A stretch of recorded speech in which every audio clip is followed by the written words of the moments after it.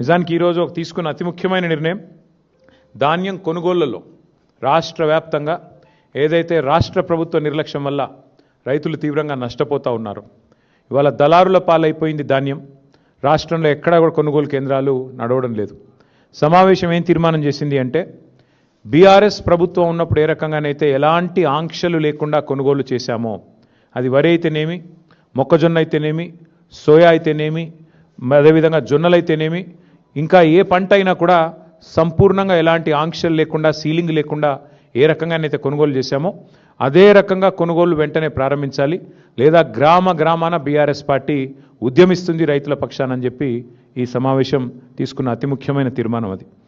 అట్లాగే ధాన్యం కొనుగోలు చేయడానికి కూడా చివరికి మంత్రివర్గ ఉపసంఘాలు వేసి వాటిని కూడా ఒక పెద్ద గొప్ప విషయంలాగా ఏదైతే రాష్ట్ర ప్రభుత్వం చెప్పుకునే ప్రయత్నం చేస్తున్నదో దాన్ని తీవ్రంగా ఖండిస్తూ వెంటనే ఈ రాష్ట్రంలోని రైతాంగ పక్షాన ఇప్పటికే దళారులకు అమ్ముకొని కనీస మద్దతు ధర రాకుండా బోనస్ కూడా వచ్చే పరిస్థితి లేకుండా మరి ఏదైతే రైతులు ఇబ్బంది పడుతున్నారో దాన్ని వెంటనే నివారించడానికి ప్రభుత్వం కొనుగోలు కేంద్రాలను ప్రారంభించి వెంటనే కొనుగోలు ప్రారంభించాలని చెప్పి సమావేశంలో తీర్మానం చేశాం. అట్లాగే పార్టీ యొక్క సంస్థాగత నిర్మాణం మీద కూడా చాలా విస్తృతమైన చర్చ జరిగింది.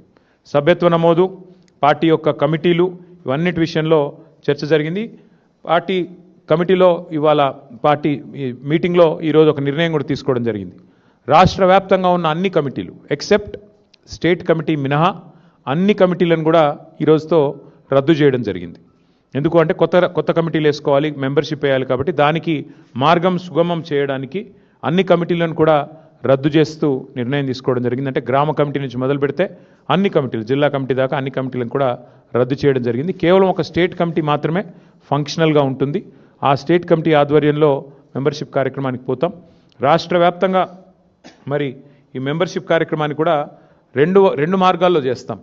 ఆన్లైన్ మరియు ఆఫ్లైన్. అంటే ఆన్లైన్ అంటే డిజిటల్ మోడ్లో, ఆఫ్లైన్ అంటే మరి పుస్తకాల ద్వారా, మెంబర్షిప్ పుస్తకాల ద్వారా 2 మార్గాలుగా తప్పకుండా చేస్తాము.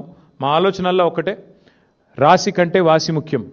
అందుకే ఎంత సభ్యత్వము, ఎన్ని లక్షలు అన్నదానికంటే కూడా మరి ఎంత క్వాలిటేటివ్గా మనం మెంబర్షిప్ చేయాలి, తెలంగాణకి ఒక రక్షణ కవచంలాగా ఎట్లా మన కార్యకర్తలు, మన నాయకత్వం నిలబడాలి అనే ఆలోచనతో మరి వారిని కేవలం మెంబర్షిప్ చేయడమే కాకుండా, మెంబర్షిప్ జరిగిన అనంతరం కమిటీల నిర్మాణం మాత్రమే కాకుండా ఆయా కమిటీలకు మరి మొత్తం ప్రతి నియోజకవర్గంలోని మరి ముఖ్యమైన కార్యకర్తలందరికీ కూడా శిక్షణా తరగతులు కూడా, నాయకత్వానికి అట్లాగే మరి కార్యకర్తలకు కూడా శిక్షణా తరగతులు పెట్టాలనే నిర్ణయం కూడా తీసుకోవడం జరిగింది. షెడ్యూల్ మొత్తం కూడా మీకు తొందరలోనే వెల్లడిస్తాము.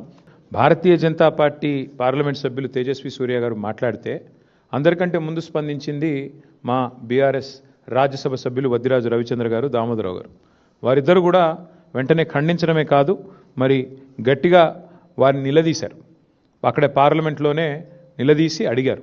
నాకు కూడా తేజస్వి సూర్య గారు ఫోన్ చేశారు, బ్రదర్ నేనేదో అన్నాను, తప్పుగా అర్థం చేసుకున్నారు మీ వాళ్ళంటే. లేదండి, మీరు మాట్లాడింది చాలా తప్పు, నాకు ఆయనతో గతంలో పరిచయం ఉంది. ఫోన్ చేస్తే నేను చెప్పాను, చాలా తీవ్రంగా చెప్పాను, మీరు చాలామంది హృదయాలు గాయపరిచేటట్టు మాట్లాడినారు, మీరు మాట్లాడింది చాలా తప్పు, విరమించుకోండి, ఉపసంహరించుకోండి, పద్ధతి కాదు. ఎందుకంటే మాట్లాడొచ్చు, పార్లమెంట్లో ప్రజాస్వామిక పద్ధతుల్లో మాట్లాడొచ్చు, కానీ మీరు చేసింది చాలా తప్పు, మీరు చేసిన కామెంట్ కూడా తప్పు.